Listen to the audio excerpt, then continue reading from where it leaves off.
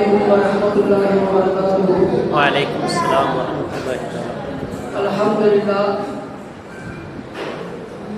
الحمد لله وكفى والصلاة والسلام على عباده الذين اصطفى.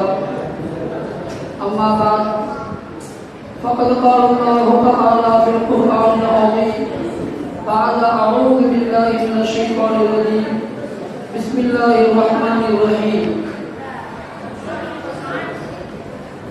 قد أفلح المؤمنون الذين هم في صلاتهم خاشعون. صدق الله العظيم. ஒரு மனிதன் முஸ்லிமாக ஆகிவிட்டால் அவனுக்கு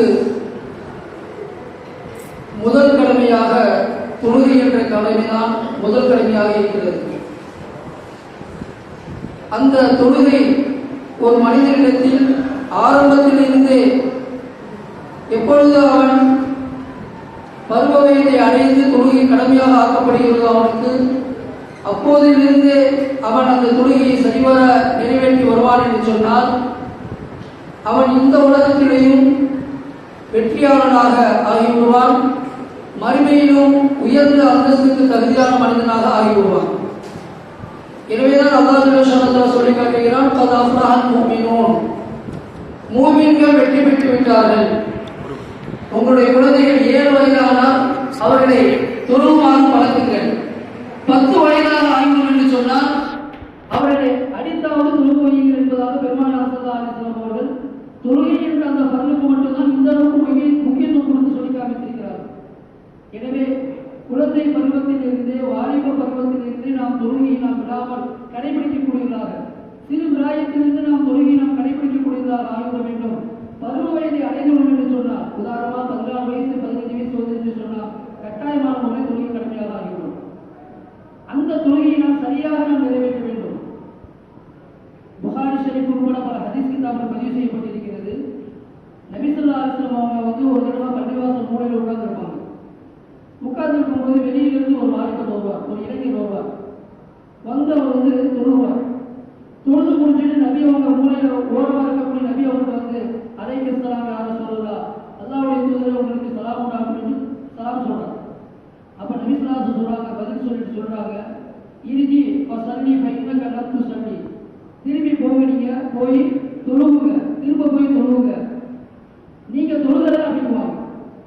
ஆனா அந்த வாலிபர் தொழுதுட்டு தான் வந்திருக்கிறாரு, நபி அவங்க தொழுதுட்டு பார்க்கிறாங்க, அவர் தொழுதுட்டு தான் வந்திருக்கிறாரு. ஆனா நபி ஸல்லல்லாஹு என்ன சொல்றாங்கன்னா, நீங்க சரியா தொழுதலன்னு சொல்லணும். நபி அவங்க அப்படி சொல்லல, ஃபைன்னக லம் துஸல்லி, நீங்க தொழுகவே இல்லை அப்படின்னு நபி ஸல்லல்லாஹு சொல்லி அனுப்புறாங்க. திரும்ப போய் அவர் தொழுகிறார். தொழுதுட்டு நபி அவங்க வந்து சலாம் சொல்றாங்க. நபி அவங்க பதில் சலாம் சொல்லிட்டு சொல்றாங்க, திரும்பி போய் நீங்க தொழுதுக்கு நீங்க தொழுதல அப்படிங்கிறாங்க. 3வது தடவை அவர் தொழுகிறார். தொழுதுட்டு வந்து சலாம் சொல்றாரு. நபி அவங்க பதில் சலாம் சொல்லிட்டு திரும்பி போய் நீங்க தொழுதுக்கு நீங்க தொழுகவே இல்லை அப்படிங்கிறாங்க. அந்த வாலிபர் அந்த இளைஞர் 3 தடவை போய் தொழுதுட்டு வர்றாரு. நபி அவங்க தொழுதல அப்படிங்கிறாங்க.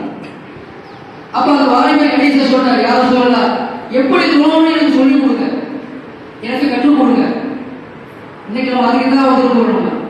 எல்லாருமே நம்ம எதிர்கொள்ளணும்னு சொன்னா நம்முடைய தொழுகையை நாம் எப்படி பயிற்சி எடுத்துக்கொள்ள வேண்டும், எப்படி நாம் தொழுக வேண்டும் என்று கற்றுக்கொள்ள வேண்டும் என்பதற்கு தான் எதிர்கொள்ளணும். இப்ப அந்த வாலிபர் சொல்றா, யார் சொல்றா, எனக்கு தொழுகை சொல்லிக் கொடுங்க, எப்படி தொழுவணும்னு எனக்கு கற்றுக் கொடுங்கிறாங்க. அப்ப நபி ஸல்லல்லாஹு அலைஹி வஸல்லம் அவர்கள் அந்த வாலிபரை அமர வைத்து ஒழுவு முதல் சுத்தத்திலிருந்து நபி அவங்க சொல்லிக் கொடுத்து எப்படி ஒழு செய்ய வேண்டும், ஒழுவை நீங்கள் பரிபூர்ணமாக தொழுவதற்காக நீங்கள் தயாராகுங்கள் என்று சொன்னால் ஒழுவை நீங்கள் பரிபூர்ணமாக செய்யுங்கள், நல்ல முறையில் ஒழு செய்யுங்கள் என்று ஒழு செய்யக்கூடிய முறையை நபி அவங்க கற்றுக் கொடுக்கிறாங்க, தொழுவக்கூடிய முறையை நபி அவங்க கற்றுக் கொடுக்கிறாங்க என்று நாம் ஹதீஸில் பார்க்கிறோம்.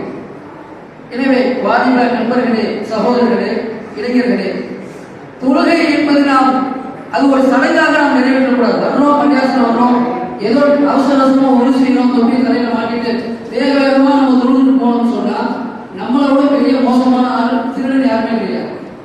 நபி ஸல்லல்லாஹு அலைஹி வஸல்லம் சொன்னாங்க, திருடன்லயே ஆக மோசமான திருடன் யாருன்னு சொன்னாங்க. அப்ப பயங்கரமான திருடன், ரொம்ப கேவலமான திருடன் யாருன்னு சொன்னா, தொழுகையில எவன் திருடுறானோ அவன் தான் பெரிய திருடன் அப்படின்னு சொல்லி காமிச்சாங்க. அப்ப தொழுகையில எப்படி திருட முடியும்? தொழுகை அடுத்தவங்க ஜேப்ல இருந்து காசு பணத்தை செல்போன் எடுக்கிறது, அதை பத்தி நபி ஸல்லல்லாஹு அலைஹி வஸல்லம் அதை பத்தி சொல்றேன். தொழுகையில சரியான முறையில ருக்கு செய்யாம, சரியான முறையில சஜிதா செய்யாம, சரியான முறையில் ஓதாமல் அறமுறையாக அவசரமாக சொல்வாங்க, எழுதுற மாதிரி கொத்திட்டு போறது. அப்படி வேக வேகமாக இந்த தொழுகையில அவசர அவசரமா தொழுதுட்டு போனோம்னு சொன்னா இப்ப நம்ம அந்த தொழுகையில திருட்டுத்தனம் செய்து கொள்கின்றதாக அர்த்தம். திருடுவது குற்றமா இல்லையா? தம்பி சொல்லுங்க, திருடுவது பாவம் தானே?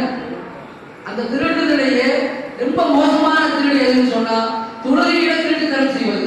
அதாவது தொழுகையை சரியான முறையில் எதை எப்படி நிறைவேற்ற வேண்டுமோ அப்படி நிறைவேற்றாமல் அவசர கதியில் நாம் நிறைவேற்றிவிட்டு சொல்லுவோம் என்று சொன்னால் அது ரொம்ப மோசமான திருட்டுத்தனமாக என்று நபி ஸல்லல்லாஹு அலைஹி வஸல்லம் சொல்லி காமிச்சிருக்கிறார்கள். எனவே தொழுகக்கூடிய விஷயத்தில் நாம் முதலாவதாக கவனித்துக் கொள்ள வேண்டும். தொழுகைக்கு ஒரு மனிதன் வருவதற்கு முன்பதாக தொழுகை தயாராவதற்கு முன்பதாக ஒரு 7 விஷயத்தை அவர் சரியாக செய்திருக்க வேண்டும். அப்பதான் அவர் தொழுகை ஆரம்பிக்க முடியும். இல்லை என்று சொன்னால் அவருடைய தொழுகை வீணானதாக ஆகிடும், தொழுதாக அந்த தொழுகை செல்லாததாக ஆகிடும். ஒரு மனிதர் தொழுகைக்காண்டி வருகிறார் என்று சொன்னால் முதலாவதாக சுத்தம், உடல் சுத்தம் அவருக்கு அவசியம்.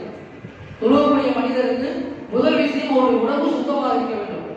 உடம்பு அசுத்தமாக இருக்க வேண்டும் சொன்னால் அவருடைய தொழுகை ஏற்றுக்கொள்ளப்படாது. அப்போ முதலாவதாக தொழுகக்கூடிய மனிதருக்கு உடல் சுத்தம் கட்டாயமாக அவசியமாகும். உடல் சுத்தம்னா என்ன அப்படின்னு சொன்னா இந்த உடல் சுத்தத்தை இமாம்கள் 2 வகையா பிரிச்சிருக்கிறாங்க. நம்முடைய உடம்பு அசுத்தமாக ஆகிவிடுகிறது. அந்த அசுத்தம் என்பது 2 வகையா இருக்கு. ஒன்று பெரிய அசுத்தம், இன்னொன்று சிறிய அசுத்தம். பெருந்தொடக்கு சிறு தொடக்கு என்பதா சொல்றாங்க. அதாவது எந்தெந்த காரியங்கள் நம்முடைய உடம்பில் ஏற்படுவதன் மூலமாக குளிப்பு கடமையாகுமோ அது பூரா பெருந்தொடக்கு என்பதா சொல்லப்படும், பெரிய அசுத்தங்கள் என்பதா சொல்லப்படும். எந்தெந்த காரியங்கள் செய்வதன் மூலமாக ஒழுங்கு செய்வது கட்டாயமாகுமோ அந்த காரியங்கள் எல்லாம் சிறு தொடக்கு, சிறிய அசுத்தம் என்பதா சொல்லப்படும். அப்ப பெருந்தொடக்கு என்று சொன்னால் நம்முடைய உடம்பிலே குளிப்பு கடமையாகக்கூடிய நிலையில் ஒரு மனிதர், குளிப்பு கடமையான நிலையில் ஒரு மனிதர் தொழுகை நிறைவேற்றுவார் என்று சொன்னால் அவருடைய தொழுகை நிறைவேறாது. அப்ப தொழுவதற்கு முன்பதாக உடல் சுத்தத்தை நாம் கவனிக்க வேண்டும். நம்முடைய உடம்பு சுத்தமா இருக்கா பார்க்கணும். எப்படிப்பட்ட சுத்தம் சொன்னால் பெரும் தொடக்கில் இருந்து, பெரிய அசுத்தத்திலிருந்து நம்முடைய உடம்பு சுத்தமா இருக்கிறது என்பதை பார்க்க வேண்டும். எந்தெந்த காரியங்கள் செய்தால் பெருந்தொடக்கு என்பதாக சொல்லப்படும் என்று சொன்னால், உதாரணமாக ஒரு மனிதனுக்கு தூக்கத்திலே கடிதம் ஏற்படுகிறது, தூக்கத்திலே இந்திரியம் ஏற்பட்டு விடுகிறது என்று சொன்னால், இந்திரியம் ஏற்பட்டு விட்டோம் என்று சொன்னால் இப்பொழுது அவருக்கு குளிப்பு கடமையாக ஆகிவிடும். கடிதம் ஏற்பட்டு தூக்கத்தில் ஒரு மனிதனுக்கு தூங்கி எழுந்திருக்கும் பொழுது, ஒரு வாலிபர் எழுந்திருக்கும் பொழுது அவருடைய ஆடையை ஈரத்தை பார்க்கிறார், பெற்றுக் கொள்கிறார், அல்லது அதனுடைய அடையாளத்தை பெற்றுக் கொள்கிறார் என்று சொன்னால் இப்பொழுது அவருக்கு தூக்கத்திலே அவருக்கு இந்திரியம் வெளிப்பட்டிருக்கிறது, விந்து வெளியாகிறது. இப்ப அந்த மனிதர் குளிப்பு கடமையான மனிதராக ஆகிவிடுவார். இப்பொழுது அவருடைய உடம்பு இருக்கிறது பெரும் அசுத்தம், பெருந்தொடக்கு உள்ள மனிதராக ஆகிவிடுவார். அதே போல இரண்டாவதாக விழிப்பில் இருக்கும் பொழுது, தூங்காமல் விழித்துக் கொண்டிருக்கும் பொழுதும் ஒரு மனிதனுக்கு இந்திரியம் வெளிப்பட்டுவிடும் என்று சொன்னால், விந்து வெளிப்பட்டுவிடும் என்று சொன்னால் இப்பொழுது அவர் குளிப்பு கடமையாக ஆகிவிடும். மூன்றாவது விஷயம் என்னவென்று சொன்னால், கணவன் மனைவி உடலுறவு கொள்வதன் மூலமாக குளிப்பு கடமையாக ஆகிவிடும். நான்காவது விஷயம் இருக்கிறது, இது பெண்களுக்கு. நான்காவது விஷயங்கள், ஐந்தாவது விஷயம் பெண்களுக்கு ஏற்படக்கூடிய விஷயங்கள். அதாவது பெண்களுக்கு மாதம் ஏற்படக்கூடிய மாதவிடாய் தீட்டு, மாதவிடாய் ரத்தம் ஏற்பட்டு அது நின்று சுத்தமாகிவிடும் என்றால், அது நின்றுவிடும் என்று சொன்னால் இப்பொழுது அவர் குளிப்பது கடமையாகும். அதே போல குழந்தை பெற்றெடுத்த பிறகு பிரசவ தீட்டு என்பதாக சொல்லப்படும். அந்த பிரசவத்தினுடைய ரத்தம் வெளிப்பட்டு அது நின்று தூய்மையாக ஆகிவிடுவார் என்று சொன்னால் இப்பொழுது குளிப்பு கடமையாகும். இந்த 5 காரியங்கள் ஏற்படும் பொழுது அந்த மனிதர் அவருடைய உடம்பு இருக்கிறது பெரும் தொடர்புள்ள உடம்பாக, பெரிய அசுத்தமுள்ள உடம்பாக ஆகிவிடுகிறது. இப்பொழுது அவர் குளித்துவிட்டு தான் வர வேண்டும். நபி ஸல்லல்லாஹு அலைஹி வஸல்லம் அவர்கள் சொல்லி காமித்தார்கள், இதா ரஅத்தில் மா, நபி அவர்கள் கேட்கப்படுகிறது, இந்த ஒரு மனிதனுடைய உடம்பில் இருந்து எப்படி ஆணுடைய உடம்பில் இருந்து விந்து ஏற்படுகிறதோ, இந்திரியம் ஏற்படுகிறதோ, அதுபோல பெண்ணுடைய உடம்பில் இருந்தும் அவர்களுக்கும் கடிதம் ஏற்படும், அவர்களுக்கும் இந்திரியம் ஏற்படும். அப்ப நபி ஸல்லல்லாஹு அலைஹி வஸல்லம் கேட்கப்படுகிறது, ஃபஹல் அலல் மர்அத்தி மின் முஸ்லிம் இதா தலமத், ஒரு பெண்மணி தூக்கத்திலே கனவு கண்டு அதன் மூலமாக அந்த பெண்ணுக்கு கடிதம் ஏற்படும் என்று சொன்னால் இப்ப அந்த பெண் மீது குளிப்பு கடமையா என்பதாக நபி அவங்களுக்கு கேட்கிறாங்க. அப்ப நபி ஸல்லல்லாஹு அலைஹி வஸல்லம் சொல்லி கேட்டாங்க, இதா ரஅத்தில் மா, அந்த கடிதம் ஏற்பட்ட அடையாளம் தன்னுடைய உடம்பிலேயோ அல்லது ஆடையிலேயோ அந்த பெண்மணி அதனுடைய ஈரத்தை பார்ப்பார் என்று சொன்னால் இப்பொழுது அந்த பெண்மணி மீது குளிப்பு கடமை என்பதாக நபி ஸல்லல்லாஹு அலைஹி வஸல்லம் சொல்லி காண்கிறார். எப்படி ஆண்களுக்கு தூக்கத்தில் கடிதம் ஏற்படுமோ அதுபோல பெண்களுக்கும் தூக்கத்தில் கடிதம் ஏற்படும். அப்படி ஏற்படும் என்று சொன்னால் அந்த குளிப்பு கடமையாக ஆகிவிடும். இதே போல நபி ஸல்லல்லாஹு அலைஹி வஸல்லம் சொல்லி காண்கிறார்கள், ஒரு சஹாபி நபி அவங்கள்ட்ட கேட்கிறாங்க, யார் சொல்லலாம், ஒரு மனிதர் தூக்கத்திலே கனவு காணுகிறார், அவருக்கு கடிதம் ஏற்பட்டதாக கனவு காணுகிறார், ஆனால் முடித்து பார்க்கிறார் அவருடைய உடம்பிலேயோ ஆடையிலேயோ அந்த கடிதம் ஏற்பட்ட அடையாளம் எதுவுமே இல்லை. ஈரப்பதமோ அல்லது காய்ந்து போன அந்த வடவடப்பான ஒரு பன்மையோ அந்த தன்மையோ இல்லாமல் எந்த அடையாளமும் அவர் பெற்றுக்கொள்ளவில்லை. ஆனால் தூக்கத்தில் கடிதம் ஏற்பட்டதாக கனவு காணுகிறார். இப்ப அவர் குடிக்கணுமா என்று சொன்னால் நிறைய சொல்றாங்க, குடிக்க தேவையில்லை அப்படிங்கிறாங்க. ஆனால் அதே நேரத்தில் ஒரு மனிதர் தூக்கத்திலே அவருக்கு கடிதம் ஏற்பட்டதாக கனவு காணவில்லை, தூக்கத்தில் கடிதம் ஏற்பட்டது உணர்வை பெற்றுக்கொள்ளவில்லை. காலையில் எழுந்திருத்து பார்க்கிறார், தன்னுடைய ஆடையிலேயோ உடம்பிலேயோ ஈரப்பதத்தை பெற்றுக் கொள்கிறார் என்று சொன்னால் இப்போ அவர் கட்டாயமா குடிக்கணுமா என்று சொன்னால் நபி அவர் சொல்லி காட்டுறாங்க, குடிக்கணுங்கிறாங்க. அப்ப குளிப்பு கடமை என்பதற்கு உடம்பிலே ஈரம் பார்த்து விடுவார், ஈரத்தை பார்ப்பார் என்று சொன்னால் ஆடையிலேயோ உடம்பிலேயோ ஈரத்தை அவர் பெற்றுக்கொள்வார் என்று சொன்னால் இப்பொழுது அவர் மீது குளிப்பு கடமை என்பதாக நபி அவர் சொல்லி காட்டுறாங்க. அதே போல எவ்வளவு சொல்லி காட்டுகிறாங்க, இதா மஸ்தல் ஹிதான ஹிதான, ஆண் பெண் இரண்டு பேருடைய மர்மஸ்தானங்கள் ஒன்றோடு சந்தித்துவிடும் என்று சொன்னார், ஒன்றோடு சேர்த்துவிடும் என்று சொன்னார். அதாவது உறவு உணர்வு கொள்வதன் மூலமாக குளிப்பு கடமை என்பதாக நபி அவர் சொல்லி காட்டுறாங்க. இப்ப இந்த ஹதீஸின் அடிப்படையில் இமாம் நமக்கு சட்டம் போது சொல்லி காமிக்கிறார்கள், ஒரு மனிதனுக்கு விழித்திருக்கும் பொழுதும் சரி தூக்கத்திலேயும் சரி எந்த நிலையிலும் சரி விந்து வெளிப்பட்டுவிடும் என்று சொன்னால், இந்திரியம் வெளிப்பட்டுவிடும் என்று சொன்னால் அவருக்கு குளிப்பு கடமை. அதே போல இந்திரியம் வெளியாகிவிட்டாலும் சரி விந்து வெளியாகிவிட்டாலும் சரி உடலுறவு கொண்டு விட்டாலே குளிப்பு கடமையாக ஆகிவிடும். கணவன் மனைவி ரெண்டு பேரும் உடலுறவு கொண்டு விட்டாலே குளிப்பு கடமையாக ஆகிவிடும். அதே போல ஹைல் என்று சொல்லக்கூடிய மாதவிடாய் தீர்த்து பிரசவ தீர்த்து ஏற்பட்டு அது நின்றுவிடும் என்று சொன்னால் இப்பொழுது குளிப்பு கடமை என்பதாக நாம் நமக்கு இந்த ஹதீஸில் நாம் பார்க்கிறோம். இப்ப இந்த குளிப்பு கடமையான மனிதர் இருக்கிறாரு, இந்த மனிதர் குளித்த பிறகுதான் அவர் தொடங்க வேண்டும். வெறும் ஒளி செய்து வந்தார் அப்படின்னு சொன்னால் அவருடைய குளிப்பு கடமை நீக்காது. இப்ப குளிப்பு கடமையான நிலையில் ஒரு மனிதர் சுத்தப்படுத்துறதுக்காக வேகமாக ஹவுஸ்ல மற்ற நேரம் தொழில ஒளி செய்யும் மாதிரி ஒன்று மட்டும் செஞ்சுட்டாரு, குளிக்கல அப்படின்னு சொன்னா இவருடைய தொழிலை நிறைவேறாது. அவருடைய ஏன்னா குளிப்பு கடமையை நிறைவேறினால்தான், குளிப்பு கடமையை நிறைவேறி முடிந்தால்தான் அவருடைய தொழிலை ஏற்றுக்கொள்ளப்படும். குளிப்பு கடமையாக குளிப்பு கடமை நிறைவேற்றவில்லை என்று சொன்னால் வெறுமென ஒளி செய்து அவருடைய கடமையை தொழிலை கடமை நிறைவேற்ற முடியாது. இதே போல சில நம்முடைய உடம்பில் இருந்து சில விதமான தண்ணீர் வெளிப்படும், ஆனால் அதுக்கு குளிப்பு கடமை ஏற்படாது. இந்திரியம் என்று சொல்லக்கூடிய விந்து என்று சொல்லக்கூடிய அந்த பிசுபிசுப்பான அந்த தண்ணீர் கெட்டியான அந்த தண்ணீர் வெளிப்பட்டால்தான் குளிப்பு கடமை. இன்னொரு தண்ணீர் இருக்கிறது மதி என்பதாக சொல்லப்படும்.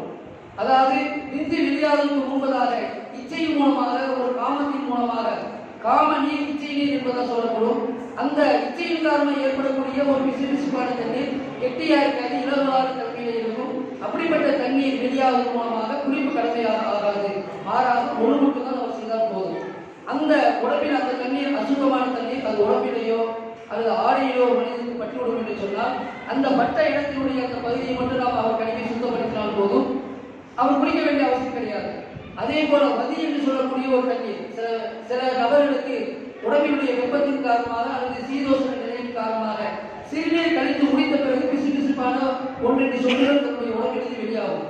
இந்த தண்ணீர் வெளியாவதன் மூலமாகவும் குளிப்பு கடமை ஏற்படாது.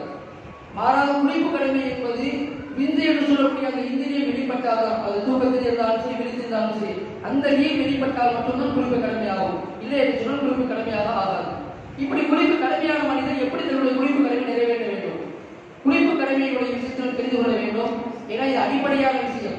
இன்னைக்கு நிறைய பேர் பார்த்தீங்கன்னு சொன்னா கல்யாணம் முடிச்சுட்டாங்க, கல்யாணம் முடிச்சுட்டு போன பிறகு புது மாப்பிள்ளையா இருக்கிறார், அவரு கணவன் மனைவியை சேர்ந்த பிறகு எப்படி குளிக்கணுங்கிறது அவர் தெரியுது.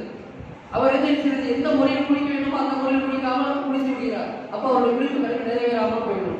எனவே குளிப்பு எதன் மூலமாக குளிப்பு கடமை என்பதால் எழுதிவிட்டோம். எப்படி குளிக்க வேண்டும், எந்தெந்த காரியம் செய்தால் குளிப்பு கடமை நிறைவேறும் என்று விளங்கிக் கொள்ள வேண்டும்.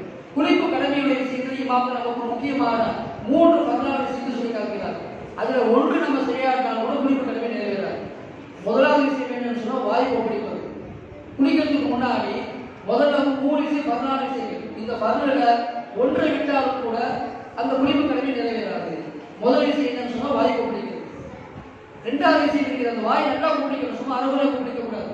நல்லா நம்ம வாய் தண்ணிகளை வச்சு செய்வோமா இல்லையா, அந்த மாதிரி சொல்லி தொண்டை குழி நினைக்கிற வரைக்கும். ஏன்னா குரான் அல்லாஹ் சொன்னா ஃபத்தா தரும் அப்படிங்கிறான். குளிப்பு கடமையுடைய விஷயத்தை சொல்லும் பொழுது நல்ல முறையில் நீங்க இருக்கிறது சுத்தப்படுத்துங்கள் என்று சொல்லி காட்டிக்கலாம். ஒருவிட சொல்லும் பொழுது பகுசிலும் உத்தியோகம் சில இடத்துல நார்மலான நிலையில கழுவக்கூடிய விஷயத்தை சொல்றாங்க. நல்ல முறையில் சுத்தப்படுத்துங்க அப்படிங்க. எனவே ஒழுங்குல எப்படி வாய் கொப்பளிக்குமோ அது மாதிரி வாய் கொப்பளிக்காம நல்ல முறையில் தொண்டைக்குழி நனைகிற அளவுக்கு நம்ம வந்து செய்வது வாயை வந்து வருகரா செய்யணும். வாயை வந்து தண்ணி வச்சு அவ்வளோ செஞ்சு துப்பணும். ரெண்டாவது விஷயம் இருக்கிறதுல நாசிக்கு தண்ணி செலுத்துவது, மூக்குக்கு தண்ணி செலுத்துவது. நாசிக்கு தண்ணி செலுத்தி தண்ணியை செலுத்தி அது நம்ம மூக்கை சிந்தணும். இது ரெண்டாவது பருவம். மூன்றாவது பருவம் இருக்கிற இல்லையா, உச்சந்தலையிலிருந்து உள்ளங்கால் வரைங்க ஒரு முடிய அளவுக்கு கூட நனையாமல் இருக்கக்கூடாது. டோட்டல் எல்லா பகுதியுமே முழுமையாக நனைஞ்சிருக்கணும். இதுதான் குறிப்பு கடமை. இந்த மூணுல ஒன்று செய்யாட்டாலும் குறிப்பு கடமை நிறைவேறார். உதாரணம், ஒரு மனிதர் குடிக்கிறார், அவருடைய முதுகுல பாதி முதுகு நனையில, அல்லது அவருடைய தொடைப்பகுதியில் பின்பக்கத்தில் தொடைப்பகுதியில் அல்லது கால் மடிக்கணுமா இல்லையா, கால் மடிக்கக்கூடிய பகுதி, அந்த பகுதியில் தண்ணி படாதுன்னு சொன்னால் அவருடைய குறிப்பு கடமை நிறைவேறாது. எந்த அளவுக்கு சொல்றாங்கன்னா, ஒரு முடி அளவுக்கு, ஒரு முடி எவ்வளவுதான் இருக்கும் உடம்புல, சின்ன பகுதியாக தான் இருக்கும், அந்த அளவுக்கு கூட நனையாமல் இருக்கக்கூடாது. டோட்டல் எல்லா பகுதியும் நனைஞ்சிருக்கணும். உடம்பினுடைய எல்லா பகுதியும் ஈரப்பட்டு இருக்க வேண்டும். எந்த அளவுக்கு வலியுறுத்தி சொல்றாங்கன்னு சொன்னா, காதுடைய துவாரங்கள் குளிக்கும் போது நம்ம கவனமா செய்யணும். ஏன்னா ஒழுங்குல வந்து காது நம்ம மசேஜ் செய்யறது அது சுண்ணத்தான விஷயம். அதனால அதுல சில பேர் செய்வாங்க, அறுவையா செஞ்சு கூட வந்துருவாங்க. இதே மாதிரி நம்ம குளிப்படி செஞ்சிடக்கூடாது. இதுக்கு அதுக்கு ரொம்ப வித்தியாசம் இருக்குது. ஒழுங்குல ஒளி செய்யும் பொழுது வாய் கொப்பளிக்கிறது சுண்ணத்து, பருது கிடையாது, சுண்ணத்து தான். அதுல வந்து நம்ம உறுப்பினால கூட அது மன்னிக்கப்பட்டுவிடும். ஆனா குளிப்புல வந்து வாய் கொப்பளிக்கலன்னு சொன்னா அவருடைய குளிப்பு கடமை நிறைவேறாது. நாசிக்கு தண்ணி செலுத்துறதுன்னு சொன்னா குளிப்பு கடமை நிறைவேறாது. அதே மாதிரி உடம்புடைய எல்லா பகுதியும் தண்ணி பட்டுக்கணும். காதனுடைய துவாரம், தொப்புனுடைய துவாரம் இருக்குது, அந்த பகுதியிலையும் அந்த மடிப்பிலையும் தண்ணீர் பட வைக்கணும். உடம்பினுடைய எங்கெங்கே நம்முடைய இடங்கள்லாம் துவாரங்கள் இருக்கிறதோ அந்த துவாரங்கள்ல பூரா தண்ணீர் பட வைக்கணும். உதாரணமா கிதாபில் எப்படி எழுதியிருக்கிறாங்க, ஒரு மனிதருக்கு வந்து இன்னும் ஹத்ரா பண்ணல, சுண்ணத்து பண்ணாமல் இருக்கிறார்கள் அப்படின்னு சொன்னா அவருடைய அந்த குளிப்பு கடமையான நிலையில அந்த மனிதர் அந்த ஹத்ரா செய்யப்படாத அந்த தோலை நீக்கிவிட்டால் அவர் தண்ணி ஊற்றி சுத்தப்படுத்தணும் என்று சொல்லி காட்டுறாங்க. அந்த அளவுக்கு, ஏன்னா அல்லாஹ் தஆலா குர்ஆன் வந்து அது வலியுறுத்தி ரொம்ப நல்ல ஒரு சுத்தம் செய்யணுங்கிறதுனால உடம்பினுடைய எல்லா பகுதியும், ஏன்னா ஹத்னா செய்யப்படக்கூடிய அந்த தோல் பகுதி மேலதிகமான தோல் பகுதி, அது எக்ஸ்ட்ரா இருக்கக்கூடிய தோல் பகுதி, அதை அவர் ஹத்னா செய்யாமல் இருக்கிறது அவருடைய குற்றம். அந்த எனக்கு ஹத்னா செய்யாமல் இருக்கிறதுக்காண்டி அவர் அந்த தோலை நீக்காமல் அவர் குளித்து விடுவார்னு சொன்னால் அவருடைய குளிப்பு கடமை நிறைவேறாது. அதே போல தாடி ஒரு மனிதனுக்கு இருக்குது, அந்த தாடியிலையும் சரி, அந்த தாடி முளைத்திருக்கக்கூடிய அந்த இடங்களையும் இருக்கிறது தண்ணி நல்லா தேய்ச்சி பழகணும். தலைமுடி நிறைய வச்சிருக்கிறோம். இன்னைக்கு பார்த்தா நிறைய இளைஞர்கள் மேலதிகமாக என்னென்னமோ டிசைன்ல முடி வச்சிருக்கிறாங்க, வித்தியாசம் முடி வச்சிருக்காங்க, கொத்தா பொருளை மாதிரி தொங்கிட்டு இருக்குது. குளிப்பு கடமையான நிலையில அவங்க குளிக்கும் பொழுது அறகுறையா குளிச்சுட்டு வந்தாங்கன்னு சொன்னா குளிப்பு கடமை நிறைவேறாம போயிடும். தலையினுடைய எல்லா பகுதியிலுமே ஒரு முடி நடையாம அளவுக்கு, ஒரு முடியுடைய கேட்ப அளவு இல்லாத அளவுக்கு எல்லா பகுதியிலும் தண்ணி கழுவி இருக்கணும். அப்பதான் குளிப்பு கடமை நிறைவேறும். உடம்பினுடைய எல்லா பகுதியிலும் தண்ணி படாதுன்னு சொன்னா அவருடைய குளிப்பு கடமை நிறைவேறாது. இந்த மூன்று விஷயங்கள் இருக்கிறது. அதாவது வாய் கொப்பளிப்பது, ரெண்டாவது விஷயம் சொன்னேன் தம்பி, மாஷா நல்லா அழகா சொன்னீங்க. மூக்குக்கு நாசிக்கு தண்ணி செலுத்துறது. மூன்றாவது விஷயம் இருக்கிறது, உடல் முழுவதும் இருக்கிறது முழுமையான எல்லா பகுதியிலும் தண்ணீரை ஊற்றி கழுவணும். அப்படி ஊற்றும் பொழுது சுத்தத்தான முறைன்னு சொன்னா முதல்ல தலைக்கு ஊத்துறது, நபி ஸல்லல்லாஹு அலைஹி வஸல்லம் கற்றுக் கொடுத்து சுத்தத்தான முறை. வாய் கொப்பளிச்சுட்டு நாசிக்கு தண்ணி செலுத்தணும். முதல்ல ஒளி செய்யணும். எப்படி தொழில் ஒளி செய்யணுமோ அதே மாதிரி குளிக்கிறதுக்கு முன்னாடி ஒளி செய்யறது சுண்ணத்து. ஒளி செஞ்ச பிறகு தலைக்கு கூடுதல் தண்ணி ஊற்றுறது, பிறகு எழுதுறது வலது கொஞ்சத்துக்கு தண்ணி ஊற்றுறது, மூன்றாவது இடது கொஞ்சத்துக்கு தண்ணி ஊற்றி உடம்பினுடைய எல்லா பகுதியும் தேய்ச்சி கழுவணும். சும்மா தண்ணியை ஊற்றிட்டு வந்துடக்கூடாது. சொல்லுவாங்க இல்லையா, காக்கா குடின்னு சொல்லுவாங்க, காக்கா குடிக்க டக்குனு குடிச்சு போயிடும். அந்த மாதிரி குடிச்சு வந்துடக்கூடாது. குளிப்பு கடமையான நிலையில ஒரு மனிதர் வந்து வெயில காண்டி குடிக்கிறாரு, தினம் குடிக்கிறாரு, குளிப்பு கடமையாகக்கூடாது. அவர் சும்மா இருக்கிறது ஹீட்டுக்காக குடிக்கிறாரு, அழுக்கு போக்குறதுக்காண்டி குடிக்கிறான்னு சொன்னா அப்ப அவருக்கு உடம்புல ஏதாவது சில பகுதி தண்ணி படாட்டா கூட பிரச்சனை இல்லை, குளிப்பு கடமை அது நிறைவேறிடும். ஏன்னா குளிப்பு கடமையாயிடுச்சுன்னு சொன்னா இப்ப சொல்ல எந்தெந்த காரியங்கள் செஞ்சா கட்டாயமா குளிக்க வேண்டுமோ அந்த காரியங்கள் செய்திருக்கும் பொழுது அவர் மீது குளிப்பு கடமை. கடமையான குளிப்பை நிறைவேற்றும் பொழுது உடம்பினுடைய எந்த பகுதியும் விடுபடாமல் எல்லா இடத்திலும் தண்ணி பட்டிருக்க வேண்டும். இது குளிப்பினுடைய சட்டமாகும். இப்படி குளிப்பு கடமை இல்லைன்னு சொன்னா, குளிப்பு கடமையான நிலையில ஒரு மனிதர் என்ன செய்யக்கூடாது, என்னென்ன காரியங்கள் செய்யக்கூடாதுன்னா அவர் தொழுவக்கூடாது. குளிப்பை குளிப்பு கடமையான நிலையில குளிக்காம வந்து தொழுவக்கூடாது. குளிக்காம ஒரு மனிதர் வந்து இருக்கிறது குரானை எடுக்கவும் கூடாது, குரானை கையில் தொடவும் கூடாது. அதே போல குளிப்பு கடமையான நிலையில ஒரு மனிதர் குரானை ஓதவும் கூடாது. அது ஆண்களாக இருந்தாலும் சரி, பெண்களாக இருந்தாலும் சரி. பெண்கள் வந்து உதாரணமா மாதவிடாய் காலத்துல இருக்கிறாங்க அல்லது பிரசவத்திற்கு ஏற்பட்ட காலத்துல இருக்கிறாங்கன்னு சொன்னா அந்த சமயத்தில் அவங்க என்ன செய்யக்கூடாது, குரானை ஓதவும் கூடாது, குரானை தொடவும் கூடாது. அதே மாதிரி வந்து தொழவும் கூடாது. குளிப்பு கடமையானவர்கள் தொழக்கூடாது, பள்ளிவாசலுக்குள் வரவும் கூடாது. இந்த மாதிரி காரியத்தை செஞ்சோம்னு சொன்னா அது பெரும் பாவங்கள் ஒரு பாவமாக ஆகிவிடும். அல்லாஹ்வுடைய சொல்லுக்கு ரசூல் ஸல்லல்லாஹு அலைஹி வஸல்லம் சொல்லுக்கு மாற்றமாக நாம் செய்ததாக ஆகிவிடுவோம். எனவே இன்றைய இளைஞர்கள் அந்த சட்டத்தை தெரியாதனால இன்னைக்கு வாலிபர்கள் நிறைய அதில் அசால்ட்டாக பொறுப்போக்காக இருக்கிறாங்க. அசால்ட்டாக இருந்து எல்லா சமயத்திலும் குர்ஆன் எடுத்து தொழ ஆரம்பிச்சிடறாங்க. அப்படி இல்லாமல் இருக்கிறது குர்ஆனை தொழுவதற்கு அல்லாஹ் நபி ஸல்லல்லாஹு அலைஹி வஸல்லம் அவர்கள் சில கண்டிஷன் போட்டுக்கிறாங்க. லா யமஸ்ஸுல் குர்ஆன இல்லா தாஹிரூன் என்ற ஹதீஸ் நபி அவங்க சொல்லி காட்டாங்க. சுத்தமான நிலையிலே தவிர நீங்கள் குர்ஆனை தொடாதீர்கள் என்று நபி அவங்க தடுத்திருக்கிறாங்க. எனவே அந்த நபி அவங்களுடைய தடையை மீறி நம்ம செஞ்சிடக்கூடாது. அப்ப தொழுகை கடமை என்பதற்கு நம்ம ஆரம்பத்தில் சொல்லி காமிச்சேன். அதுல முதல் விஷயம் தான் பேசிக்கிறேன். தொழுகை கடமை என்பதற்கு 7 விஷயங்கள் கட்டாயமான விஷயங்கள். அதுக்கு வெளிப்பாடு என்பதா சொல்லப்படும். தொழுகைக்கு வெளியில தக்பீர் கட்டுறதுக்கு முன்னாடி இந்த 7 விஷயத்தை நம்ம சரி செஞ்சாதான் அல்லாஹ் அக்பர் தக்பீர் கட்ட முடியும். இந்த 7ல ஏதாவது ஒன்று நம்ம விட்டுட்டோம் சொன்னா நம்ம தக்பீர் கட்டி தொழுதா அந்த தொழுகை நிறைவேறாது. அதனால அதுக்கு தொழுகைக்கு வெளியில சரி செஞ்சுட்டு வரக்கூடிய ஃபர்லுகள் வெளிப்பர்வு என்பதான் சொல்லப்படும். அது முதல் விஷயம் என்னன்னு சொன்னா உடல் சுத்தம். அந்த உடல் சுத்தத்தை பத்தி தான் நம்ம பேசிட்டு இருக்கிறோம். அந்த உடல் சுத்தம் என்பது 2 வகையா இருக்குது. ஒன்று பெருந்தொடக்கு. பெருந்தொடக்குனா என்ன? குளிப்பு கடமையாகக்கூடிய நிலையிலே எந்தெந்த காரியம் செய்யப்படுமோ அந்த காரியங்களுக்கு கூட பெருந்தொடக்கு என்பதான் சொல்லப்படும். இதுல 2வது உடல் சுத்தம் என்னன்னு சொன்னா சிறு தொடக்கு என்பதான் சொல்லப்படும். அதாவது உடம்பில் இருக்கக்கூடிய குளிப்பு கடமையாகி கிடையாது, ஒழுமட்டு கடமை. அந்த காரியங்கள் செஞ்சா அதுக்கு பேர் என்ன சொல்றது? சிறு தொடக்கு என்பதாக சொல்லப்படும். அது எந்தெந்த மாதிரி காரியங்கள் என்று சொன்னால், உதாரணமாக எந்தெந்த காரியங்கள் செஞ்சா உணவு கடமை என்று சொல்லி காட்டுறேன். ஒரு மனிதர் சிறுநீர் கழிக்கிறார், அல்லது ஒரு மனிதர் மலம் கழித்து விட்டு வருகிறார். இப்போ ஒரு பாத்ரூமோ அல்லது 2 பாத்ரூமோ போயிட்டு வருகிறார் அப்படின்னு சொன்னா இப்போ அவருக்கு ஒழு கடமை, ஒழு செய்யணும். அவருடைய ஒழு முடிஞ்சு போயிடும். இப்போ அவர் தொழுதார் சொல்ல தொழுகக்கூடாது, ஒழு செஞ்சுட்டு வந்து கட்டாயம், ஒழு செஞ்சுட்டு வந்து தான் தொழுகணும். ஏன்னா அவருடைய உடம்பு இப்போ சிறு தொடக்குள்ளதாக ஹதீஸ் அஸ்கர் என்று சொல்லக்கூடிய சிறு தொடக்குள்ள மனித நிலையில் இருக்கிறார். அதாவது சிறிய சுத்தத்தில் இருக்கிறார். குளிப்பு கடமைங்கிறது பெரிய பெருந்தொடக்கு, பெரு அசுத்தம். ஒழு மட்டும் தான் செய்யணும் அப்படின்னு சொன்னா அது சிறிய அசுத்தம் தான் சொல்லப்படும். இப்போ அது எந்தெந்த மாதிரி காரியம்னு சொன்னா, ஒரு மனிதர் 1 பாத்ரூம் 2 பாத்ரூம் போயிட்டு வர்றார், மலம் ஜலம் கழிச்சுட்டு வர்றாரு சொன்னா இப்போ இது ஒழு அவர் கட்டாயமாக கடமையாக ஆகிடும்.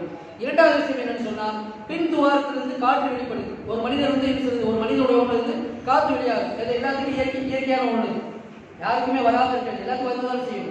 அப்ப அந்த காற்று என்பது இருக்குதா இல்லையா, அது ஒரு மனிதனுக்கு வெளிப்பட்டு சொன்னா இப்போ அவர் கட்டாயமான முறையில ஒழு செஞ்சு ஆகணும். ஒழு செஞ்சு இப்பதான் நான் ஒழு செஞ்சு முடிச்சேன், ஒழுவுக்கு இப்பதான் ஒழு செஞ்சு வந்துருக்கேன், காற்று போயிடுச்சுன்னா திரும்ப ஒழு செஞ்சு தான் தொழுகணும். அது 3வது விஷயம் என்னன்னு சொன்னா, உடம்பில் இருந்து எந்த பகுதி இருந்தாலும் சரி, உடம்பில் ஏதாவது ஒரு இடத்துல இருந்து ரத்தம் வலிந்து ஓடுது அல்லது சலம் விழுந்து ஓடுது அப்படின்னு சொன்னா இப்ப அவர் மீது ஒழு கட்டாயமாக அவசியமாகிடும். அவர் ஒழு செய்யணும். அவருடைய ஒழு முடிஞ்சு போயிடும். இப்ப அவர் ஒழு செய்வதற்கு கடமையான ஒரு மனிதராக ஆகிவிடுகிறார். உடம்பில் இருக்கக்கூடிய ரத்தம் அது எந்த பகுதியில் ஏற்பட்டாலும் சரி, தலையிலையோ காலிலையோ அல்லது ஏற்கனவே அடிப்பட்ட புண்ணு இருக்குது, அந்த புண்ணுல இருந்து லைட்டா சலம் கழிந்து ஓடுது, ரத்தம் வரல, சலம் தான் வருது, நான் அந்த இடத்த மட்டும் நான் தொடச்சிட்டு அந்த இடத்த மட்டும் கழுவுனா போதுமாங்கிட்ட அந்த இடத்த மட்டும் கழுவுனா போதாது. உதாரணமா ஒரு மனிதனுக்கு இந்த இடத்துல கையில் அடிபட்டுட்டு ஒழு செஞ்சுட்டு வர்றாரு. ஒழு செஞ்சுட்டு வரும்போது வாசல்ல வரும்போது கதவு இடிச்சிருச்சு அல்லது படிக்கட்டு காலில் இடிச்சிருச்சு, ரத்தம் வருது. அந்த ரத்தம் வரக்கூடிய பகுதியை மட்டும் தொடச்சிட்டு அதை மட்டும் கட்டிட்டு போறாரு. இப்ப சரியாகவாங்க, சரியாக ஆகாது. உடம்புல ஏதாவது ஒரு இடத்துல ரத்தம் வலிந்து ஓடினா எல்லா உறுப்புகளும் ஒழு எப்படி செய்யுமோ அதனுடைய எல்லா உறுப்புகளும் கழிவாகும். ஒழுங்குல கழுவக்கூடிய எல்லா உறுப்பையும் கழுவணும். கையில அடிபட்டதுனால கையோட ரத்தத்தை மட்டும் தொடச்சிட்டு அதோட மட்டும் கழுவுனா சரியாக ஆகாது.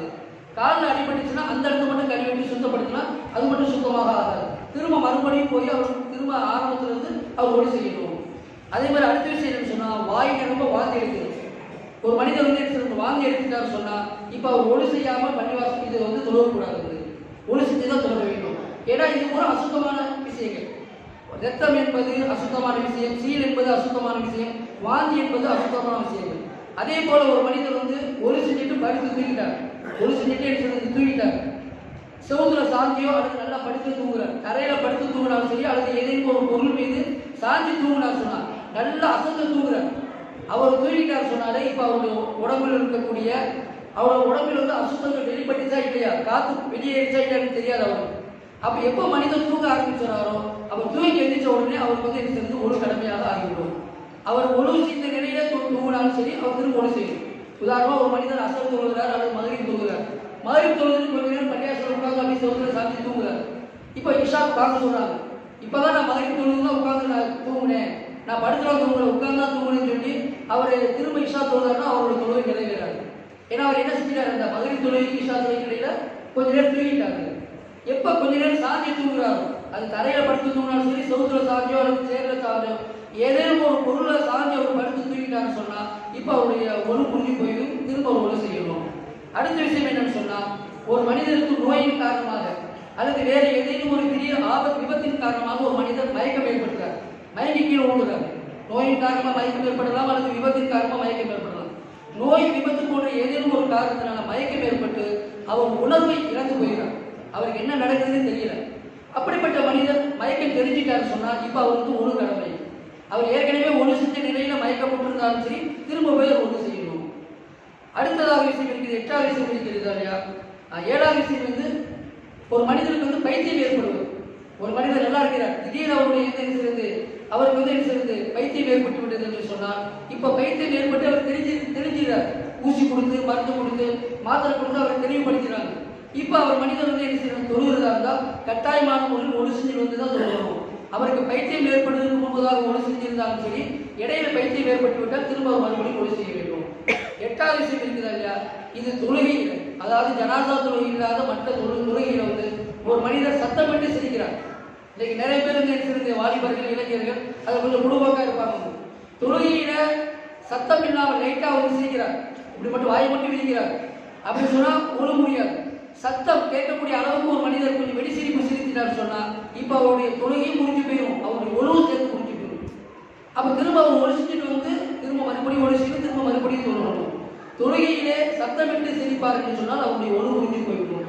இந்த 8 விஷயங்கள் இருக்கிறது இல்லையா, இது நம்முடைய ஒழுவை கூட முடிக்கக்கூடிய விஷயங்கள், ஒழுவை கடமையாகக்கூடிய விஷயங்கள். எப்படி ஆரம்பத்தில் குளிப்பை கடமையாகக்கூடிய விஷயங்கள் சில விஷயங்கள் சொன்ன மாதிரி இந்த விஷயங்கள் எல்லாமே ஒழுவை கடமையாகக்கூடிய விஷயங்கள். ஒரு மனிதனுடைய வாழ்க்கையில, ஒரு மனிதனுடைய வாழ்நாளில் இந்த காரியங்கள் ஏற்பட்டுள்ளது என்று சொன்னால் இந்த காரியம் ஏற்பட்ட பின்னாடி அவர் ஒழு செய்யாமல் தொழுதால் அவருடைய தொழுகை நிறைவேறாது. இதற்கு தான் சிறு தொடங்கி என்பதாக சொல்லப்படும்.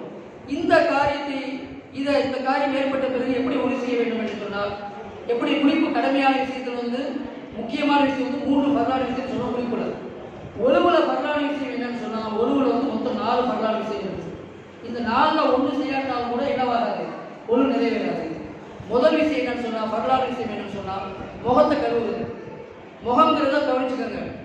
முகம்னா நிறைய பேர் நினைச்சாங்கன்னா சும்மா இப்படி கழுவி இப்படி பூசிட்டு வந்துடுவாங்க. எப்படி நம்ம பவுடர் பூசுற மாதிரி இப்படி பூசிட்டு வந்துடுவாங்க. முகம் என்பது இந்த காது சோனையிலிருந்து இந்த மறுகாது சோனை வரை, இங்கிருந்து இது வரைக்கும், அதே மாதிரி நெற்றியிலிருந்து இந்த நெற்றி முடி முளைக்கக்கூடிய இடத்திலிருந்து அந்த நாடி குழியினுடைய கீழ் வரை இந்த ரவுண்டு ஃபுல்லாக தான் முகம். இப்படி கழுவுறார் ஒரு மனிதர், இந்த இடத்துல தண்ணி படலை, காது கிட்ட தண்ணி படலை அப்படின்னா அவருடைய ஒழு கூடாது.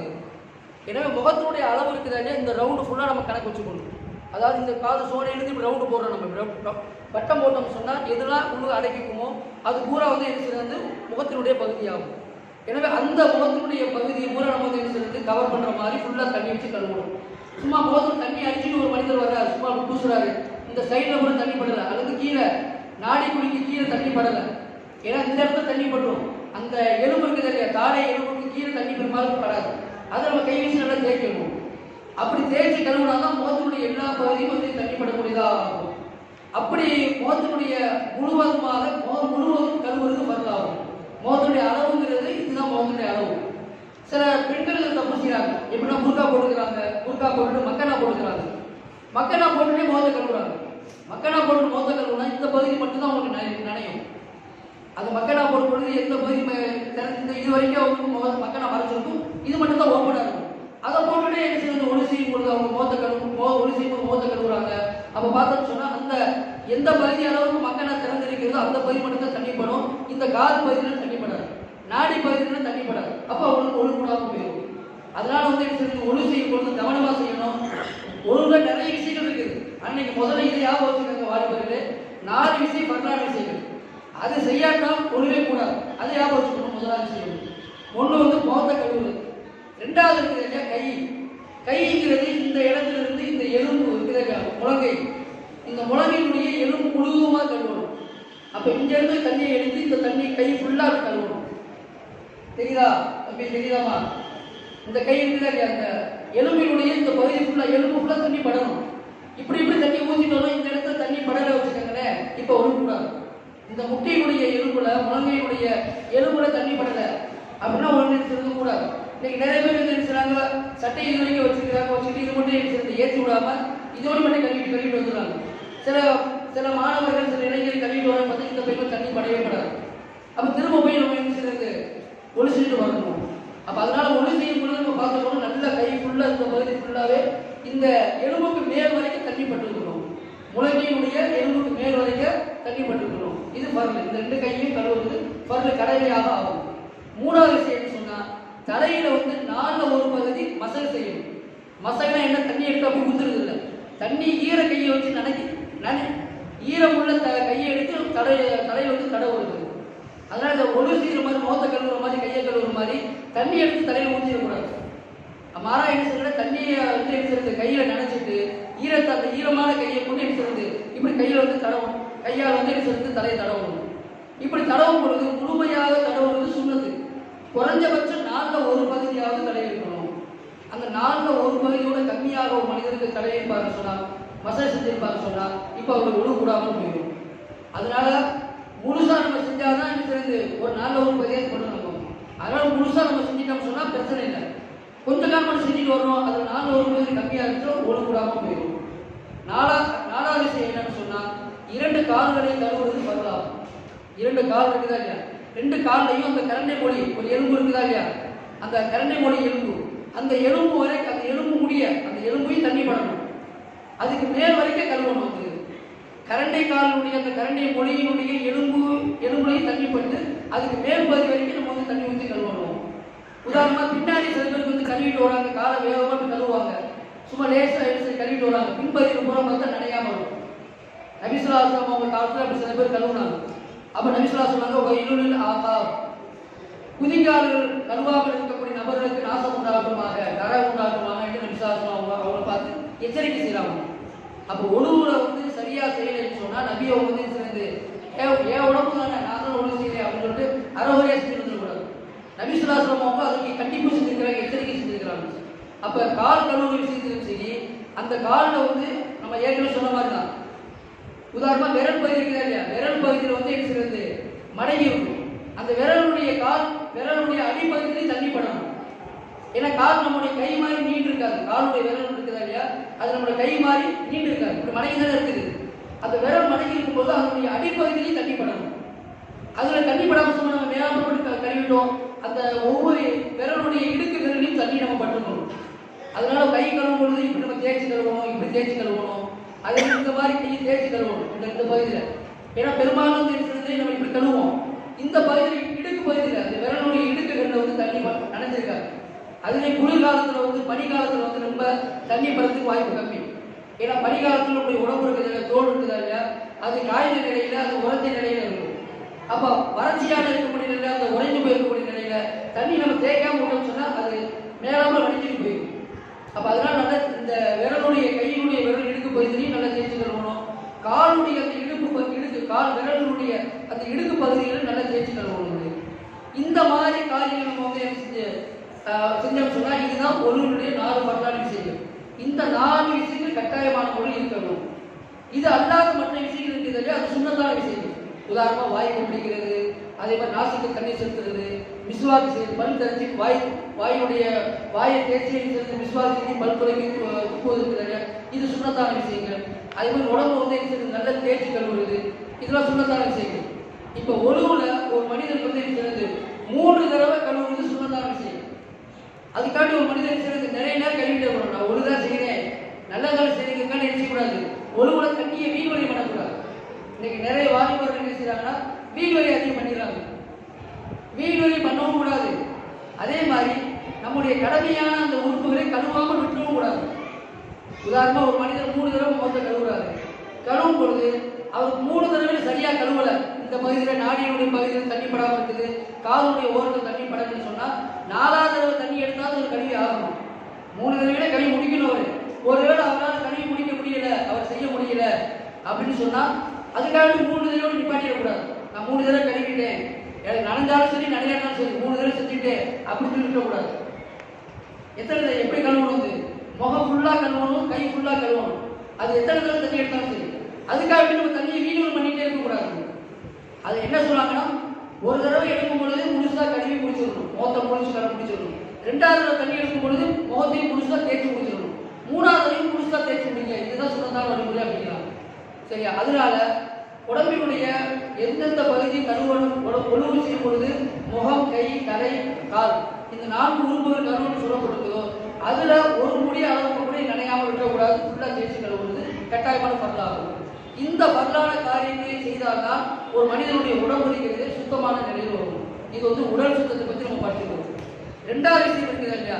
இப்ப நமக்கு கவனிக்க வேண்டிய விஷயம் என்னன்னு சொன்னா, ஒளி இல்லாத மனிதர், எப்படி குளிப்பு கடமையான மனிதர் குளிக்காமல் அவர் தொழுவக்கூடாது, குரானை தொடக்கூடாது, குரானை ஓதக்கூடாது, பள்ளிவாசல் வரக்கூடாதோ அதே மாதிரி ஒளி இல்லாத மனிதர், அந்த மனிதர் என்ன செய்யக்கூடாது, தொழுவக்கூடாது. ஒளி இல்லாமல் தொழுவக்கூடாது, ஒளி இல்லாமல் குரானை தொடக்கூடாது.